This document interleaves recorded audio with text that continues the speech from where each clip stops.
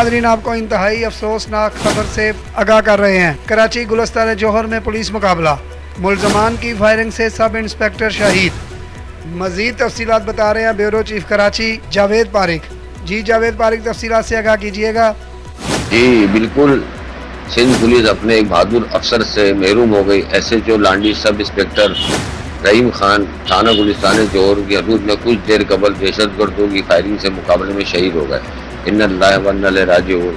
गुलिस्तान जौहर में पुलिस मुकाबला, मुल्जिमान की फायरिंग से इंस्पेक्टर शहीद।